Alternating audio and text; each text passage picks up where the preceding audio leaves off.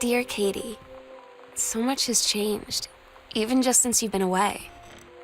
We moved into this house. I'm in a new school. Oh my God, you are so lucky you finished high school before we moved into this house. So, it's the first day of school, and there I am, introducing... You know that feeling where the first moment you see someone, it's like they have a big gold star around them, and you have to get to know them? Well, there's this girl. I think she's a senior. She's usually dressed... When you live in one place your whole life, your next door neighbor is kind of like your default friend. So you know what they say about the best laid plans of mice and men? Yeah, turns out it applies to Street Fighter too. At least I worked up the courage to walk into the 7-Eleven and ask for a turn, but all that practice at home did not exactly translate in the wild. So after I was finished getting my butt kicked, I followed them outside while they smoked. And that was when the sunset light in this house is the saddest thing I've ever seen. I just want to sleep. It's weird hanging out with girls. Daniel was around ever since I was little, and other girls? I don't know. Lonnie came over today, but everything was different. She was sitting at my desk chair, and she wouldn't look at me. Finally, Lonnie brought her hair dye over today. She said, "I need to fix these roots. Think you could help?" Dyeing hair is weirdly intimate. I don't know if I've touched someone else's scalp before. It's pretty intimate, right? It felt intimate.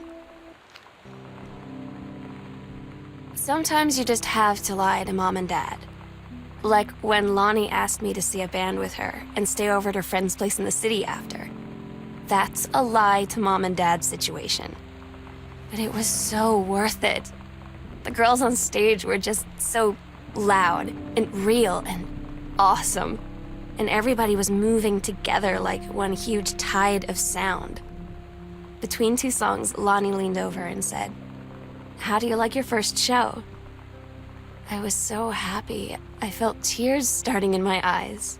And then she up and hugged me. I think she could tell.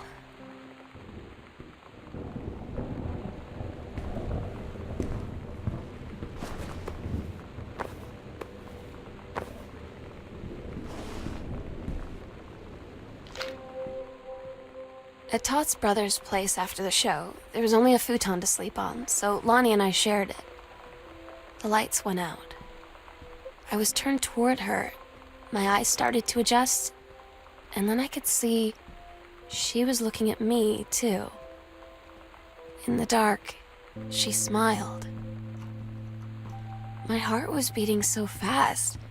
I rolled over. I felt so, I don't know, nervous? After a minute, she put her arm around me and was so close. It's different now. I mean, we still hang out all the time like before. But now when no one else is around, well, you know, I'm so stupid sometimes. I was telling Lonnie that I got into my college summer program thing, and I was all making plans. Todd's band lost their singer. Todd said he sucked. Lonnie said he got sick of Todd's shit, and he was They tell you to stick with the group on field trips, Katie. There's a reason for that. Lonnie and I snuck off on the side paths at Multnomah Falls and got a little lost. Okay, a lot lost. Like, for hours. Right before the bus left, we found a trail and came running down the path, soaked and... I don't get Lonnie sometimes. Like, her band, and our zine, and her hair, and everything are all anti-authority. But I watch her in JROTC, and she's doing drill. Katie, you know how Mom and Dad are. Not exactly super open-minded about things. It feels like every minute I don't spend with Lonnie, I spend worrying about them finding out about us. And what would happen if they did? You know Dad's joke about the nunnery that he tells? I had an interesting talk with Mom and Dad tonight. One you were never gonna need to have. I mean, you've known, right? I've known. I've known since, like, She-Ra. Mom and Dad did.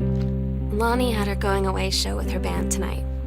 She's so incredible on stage. When she was singing, I could practically forget everything. We agreed our last night together would be our happiest ever, and we'd forget tomorrow was going to come at all. It worked for a while. We had a good time seeing Oscar off, then ran up to the attic to look through our photos, to find one for Lonnie to take with her. And looking at them, I realized Daniel finally came over to get his game. I'd been dreading it. But he brought this story with him that I wrote when we were little. I asked Lonnie what she had to do to get ready to ship out for basic training. She said, not a lot, really. You're not allowed to bring anything with you. You have no possessions, no contact with the outside world while you're in basic. You just train hard every day, and then you deploy from there. So, they'll just send her away. To who knows where. The other side of the country, the other side of the world. My mind, like, can't process it. She's really going to be gone. Just gone.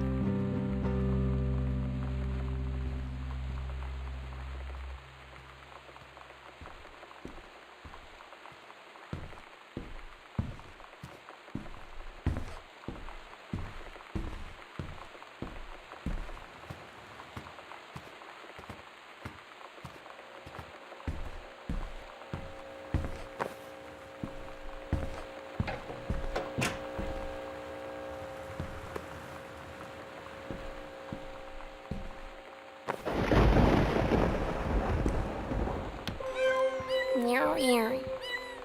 Meow meow. Meow. Meow meow meow meow. Meow meow. Meow meow meow.